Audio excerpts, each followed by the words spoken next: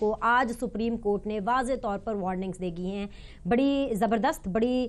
دو ٹوک، بہت دبنگ قسم کی جو آبزرویشنز ہے سپریم کورٹ کی وہ سامنے آئی ہیں۔ ونس اگین ملک احمد خان صاحب میں آپ سے آغاز کرنا چاہوں گی، کیا ہوا لب لباب آج یہ کہ آپ کو پتہ ہی ہوگا کہ ویکنڈ کے اوپر وہ جو ڈی جی آئی بی کے دستخط کے ساتھ ایک لیٹر لیک آؤٹ ہوتا ہے، جس کے بعد ایک دفعہ پھر سے ایک واویلا شروع ہو گیا۔ وہ تو چلے کرکٹ میچ چل رہا تھا تو کافی دیر یہ جو سٹوری ہے تھوڑی ڈائی آؤٹ ہو گئی، لیکن آج جیسے ہی منڈے آتا ہے ہم دیکھتے ہیں کہ اس کی بازگشت ہمیں سنائی دیتی ہے، سپریم کورٹ میں بھی سنائی دیتی ہے، اس بینچ نے بھی اس کے اوپر اپنی آبزرویشنز دی۔ آپ کے اوپر کڑی تنقید ہو رہی ہے، آپ سے مراد یہ کہ حکومت کے اوپر اٹارنی جنرل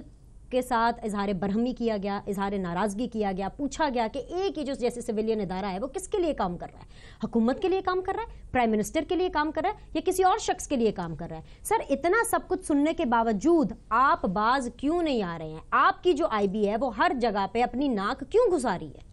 اچھا، جو میں اس چیز کو سمجھ سکا ہوں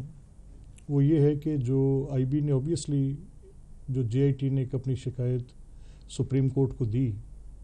تو اس کا ایک جواب دیا، اور وہ جواب جو ہے اس میں انہوں نے پیراوائز کمنٹس میں دیا، اور پیراوائز کمنٹس میں انہوں نے جو ان کے اوپر ایلیگیشن تھی اس کے اوپر اپنا موقف پیش کیا۔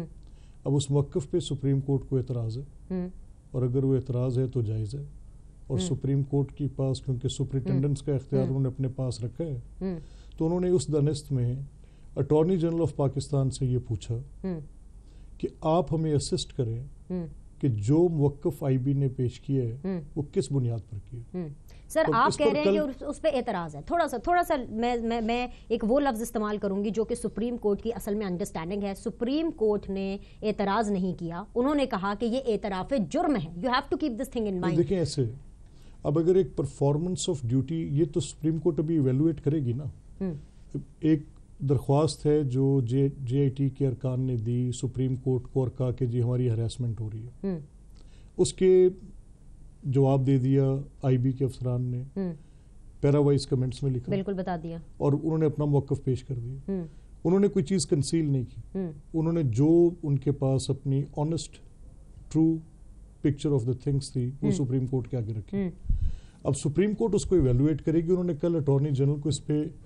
اسسٹ کرنے کے لیے بلایا۔ اب جو کل سپریم کورٹ کے اندر اٹارنی جنرل اس پہ موقف اختیار کریں گے، اور اگر کسی نے کوئی سپریم کورٹ کی نظر میں کوئی غلط کام کیا ہوگا اور وہ جسٹیفائیبل نہیں ہوگا تو سپریم کورٹ کا بالکل یہ اختیار ہے اور حق حاصل ہے، کیونکہ ان کے پاس سپرنٹینڈنٹس کا اختیار انہوں نے اپنے پاس رکھا ہوا ہے۔ نارملی انویسٹیگیشنز کے اندر، انکوائریز کے اندر سپریم کورٹ اس کو ایک اسٹیٹیوٹری رائٹ سمجھ کے کہ یہ جس انویسٹیگیٹر کا رائٹ ہے اسی تک رہنا چاہیے، اپنے پاس سپرنٹینڈنٹس آف دا انویسٹیگیشن نہیں رکھتے۔ لیکن اس کیس میں کیونکہ اس کی کچھ نوعیت ایسی ہے کہ جس میں اس بات کا خدشہ تھا کہ حکومت اپنا اثر انداز نہ ہو جائے، تو اس پر انہوں نے اپنے پاس یہ اختیار رکھا ہوا ہے تاکہ 15 ڈیز کی جو رپورٹ آئے گی اس کو پیریوڈک چیک کرتے رہیں گے۔ اب یہ جو فیصلہ ہے سپریم کورٹ نے کل دونوں چیزوں کو دیکھنے کے بعد، ان کی دلیل سننے کے بعد، ان کا موقف سننے کے بعد جو بھی سپریم کورٹ فیصلہ کرے گی، آج کوشچن سپریم کورٹ نے ضرور کیا لیکن آج کو حکم پاس نہیں کیا، حکم پاس نہیں کیا، لیکن سخت وارننگ دی سر، جس طریقے سے انہوں نے برہمی کا اظہار کیا۔ آگے ڈسکشن میں اس کو شامل کرتے ہیں، فیصل جاوید صاحب بھی غالباً ہمیں ابھی جوائن کر چکے ہوں گے تو ان سے بھی میں ان کا پوائنٹ آف ویو لوں گی، لیکن بیرسٹر صاحب آپ قانون دان بھی ہیں، قانون کو سمجھتے بھی ہیں۔